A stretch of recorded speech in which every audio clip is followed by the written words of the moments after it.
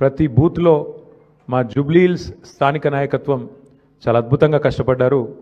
వారికి కూడా హృదయపూర్వకంగా నా ధన్యవాదాలు, హృదయపూర్వకంగా వారికి కూడా నమస్కారాలు. శ్రీమతి మాగంటి సునీత గోపీనాథ్ గారు అభ్యర్థి కొత్తదైనప్పటికీ, వారికి ఇదివరకు రాజకీయ అనుభవం లేకపోయినప్పటికీ వారు కూడా నిజంగా చాలా కష్టపడ్డారు. చాలా పెద్ద ఎత్తున వారు కూడా మరి పోరాటం కూడా చేసినారు. చివరి రోజు మరి ఏ రకంగా వారు పోరాడినారో మీరందరూ కూడా చూశారు.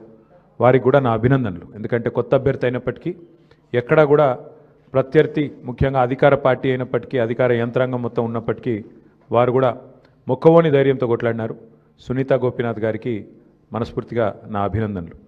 అట్లాగే బీఆర్ఎస్ పార్టీకి మరి ఓటేసిన జూబ్లీహిల్స్ ప్రజలకి మరి చివరి ఓటింగ్ శాతం ఇంకెంత తెలియదు, బట్ చాలా గణనీయంగా గౌరవప్రదంగా మా పార్టీకి కూడా ఓట్లు వచ్చినాయి.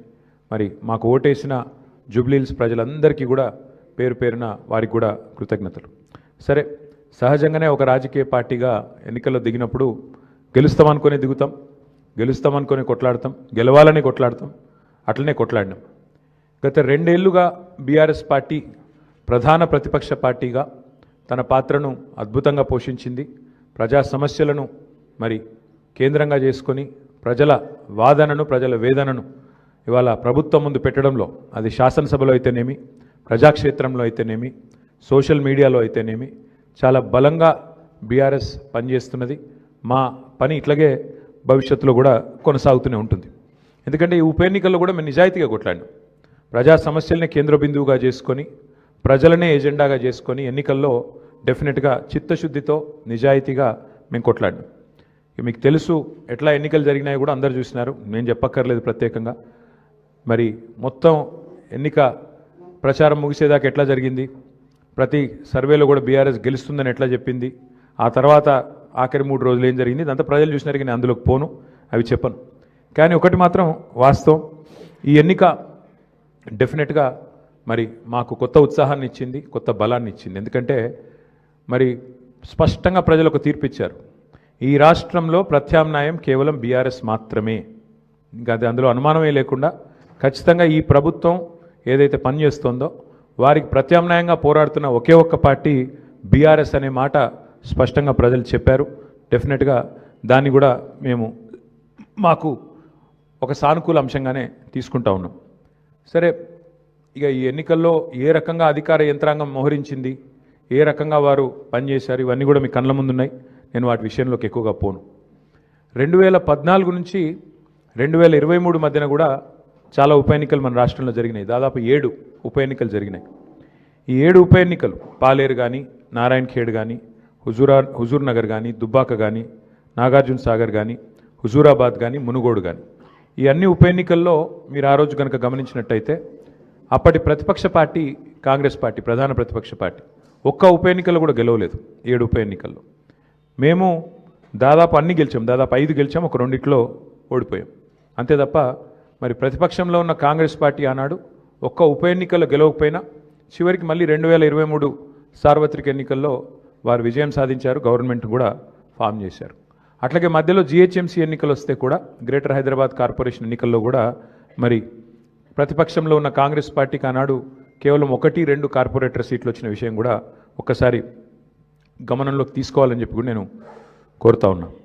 అట్లాగే ఈ ఎన్నికల్లో ముఖ్యంగా ప్రజల తరపున వాదన బలంగా వినిపించగలిగాం. ఎన్నికల ఎజెండాను ఖచ్చితంగా నిర్దిష్టంగా బలంగా ప్రతిపక్షంగా మేమే సెట్ చేయగలిగాం.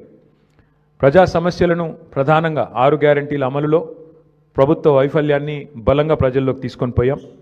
6 గ్యారంటీల విషయంలో ప్రభుత్వం చేసిన మోసాన్ని తీసుకొని పోయాం. హామీల ఎగవేతను బాకీ కార్డుల రూపంలో ప్రధాన చర్చగా చేయగలిగాము. ఇది బీఆర్ఎస్ సాధించిన విజయంగా మేము భావిస్తూ ఉన్నాం. అట్లాగే మేము అనవసరపు అంశాల జోలికి పోలేదు. కులము, మతము వీటి పేరు మీద డైవర్షన్ రాజకీయాలు చేయలేదు. బూతులు అసలు మాట్లాడలేదు. ఆఖరికి ప్రభుత్వంలో ఉన్నవాళ్ళు ఫ్రస్ట్రేట్ అయిపోయి బూతులు మాట్లాడినా మేము మాత్రం బూతులు మాట్లాడలేదు. కేవలం ప్రజా సమస్యల గురించే మాట్లాడాం. చాలా హుందాగా ఈ ఎన్నికల్లో కొట్లాడినామని చెప్పి నేను అనుకుంటా ఉన్నాను. అట్లాగే జనాలకు అవసరమైన పాయింట్లు, ప్రజలకు అవసరమైన పాయింట్లను మాత్రమే చర్చకు పెట్టాం. కాంగ్రెస్, బీజేపీ ఎన్ని రకాలుగా మమ్మల్ని కవ్వించే ప్రయత్నం చేసినా సంయమనం కూడా పాటించాం. అట్లాగే మేమేం చేశాము, ఎందుకంటే ఒక 10 ఏళ్ళు ప్రభుత్వాన్ని నడిపిన ఒక జవాబుదారీ పార్టీగా, ఒక బాధ్యత గల ప్రతిపక్షంగా 10 ఏళ్ళు మీరు ఏం చేశారు జూబ్లీహిల్స్ కంటే 5,328 కోట్లతో అభివృద్ధి సంక్షేమ కార్యక్రమాలు చేశామని చెప్పి లెక్కల హితంగా, లెక్కల సహితంగా మరి ప్రజల ముందు పెట్టాము. చాలా పారదర్శకంగా పనిచేశామని చెప్పి ఎన్నికలు కూడా పోయినాం. అట్లాగే కాంగ్రెస్ ఎగ్గొట్టిన వాటిని కూడా లెక్కలతో సహా ఇంటింటికి తీసుకొని పోయాం బాకీ కార్డుల ద్వారా. అట్లాగే ప్రజా సమస్యలు, బస్సు ఛార్జీల పెంపు మీద నిరసన చెప్పాము. బస్తీ దవాఖానాలు విజిట్ చేసి ప్రభుత్వ యంత్రాంగంలో చలనం తీసుకొచ్చాము. హైడ్రా విధ్వంసం మీద, ప్రభుత్వంలో ఉన్న పెద్దల ద్వంద్వ ప్రమాణాల మీద, డబుల్ స్టాండర్డ్స్ మీద కూడా ప్రభుత్వాన్ని ఎండగట్టగలిగాం. ఆటో అన్నుల సమస్యలను కూడా ప్రభుత్వం దృష్టికి తీసుకురాగలిగినాం. వాళ్ళ తరపున కూడా గట్టిగా మాట్లాడినాం. హైదరాబాద్లో రోడ్ల దుస్థితి విషయంలో కూడా ప్రభుత్వాన్ని కదిలింపజేయగలిగినాం. శాంతి భద్రతల విషయంలో కూడా మా నిరసన గట్టిగా చెప్పాం. ఈ రకంగా ప్రజా సమస్యలనే కేంద్ర బిందువుగా మా పార్టీ ఎన్నికల ప్రచారాన్ని చాలా హుందాగా నిర్వహించింది. తద్వారా ప్రభుత్వం కూడా మాట్లాడక తప్పని అనివార్యత కల్పించాం. చివరికి 2 ఏళ్లలో ఒక్కసారి కూడా మరి సమీక్ష చేయని ముఖ్యమంత్రి గారు ఆఖరి ఎలక్షన్ ముందు రోజు 6 గ్యారంటీల మీద సమీక్ష చేయక తప్పని పరిస్థితి కూడా వచ్చింది అంటే ముమ్మాటికి అది బీఆర్ఎస్ విజయమే. అట్లాగే 2 ఏళ్లుగా మైనారిటీకి మంత్రివర్గంలో స్థానం లేదు.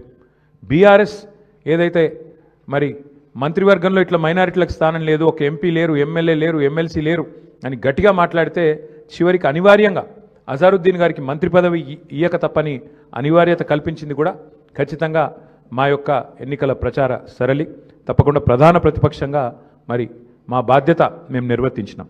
సరే, సహజంగానే ఒకటి మాత్రం ఉంది, గెలుపు ఓటములు పెద్దలు కేసీఆర్ గారు ఎప్పుడు చెప్తుంటారు, గెలవాల్సింది పార్టీలు కాదు, గెలవాల్సింది ప్రజలు అని.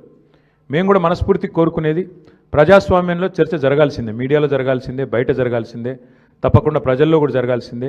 ఈ ఎన్నిక ఎట్లా జరిగింది అనే విషయంలో కూడా చర్చ జరగాలి. ఎందుకంటే ఈరోజు కాదు, మేము 4 రోజుల ముందే చెప్పాం ఎన్ని రకాల అక్రమాలకు కాంగ్రెస్ తెరలేపిందో చెప్పాం.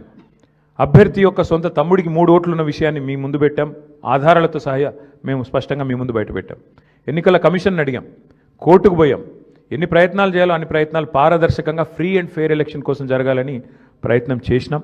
షెడ్యూల్ వచ్చిన నాటి నుంచి పోలింగ్ డే దాకా ఏమేం జరిగినాయో, ఎన్ని రకాల అక్రమాలు, ఎన్ని రకాల అవకతవకలు, ప్రలోభాలు, ఎన్ని రకాల ఒత్తిళ్లు, ఇవన్నిటి మీద కూడా చర్చ తప్పకుండా జరగాల్సిందే. ఏదేమైనప్పటికీ సరే, అల్టిమేట్గా ప్రజాస్వామ్యంలో ప్రజా తీర్పు శిరోధార్యం. తప్పకుండా మరి ఇవాళ మేము కూడా ఓట్లేసిన ప్రజలకు ధన్యవాదాలు చెప్తున్నాం. అట్లాగే మిగతా వారికి కూడా మేము విజ్ఞప్తి చేస్తూ ఉన్నాం. ప్రధాన ప్రతిపక్షంగా మా పాత్రను మీరు గమనించారు. ప్రధాన ప్రతిపక్షంగా మేము గెలవాలని కోరుకున్నాం, సహజంగా గెలుస్తామని ఆశించినాం. బట్ ఎలాంటి నిరాశ లేదు, మా పని మేము చేసుకుంటూ పోతూనే ఉంటాం. ఎందుకంటే 2 ఏళ్లుగా లగచర్ల కావచ్చు, హైడ్రా బాధితులు కావచ్చు, మూసీ బాధితులు కావచ్చు, 6 గ్యారంటీల విషయంలో బాకీ కార్డుల రూపంలో కావచ్చు, ప్రజల తరపున గొంతు ఎత్తడంలో, అట్లాగే మా మీద జరిగే దుష్ప్రచారాన్ని తిప్పికొట్టడంలో శాసనసభ వేదిక కానీ బయట కానీ బ్రహ్మాండమైన పాత్ర పోషించాం. రేపటి రోజున కూడా అట్లాగే ముందుకు పోతాం.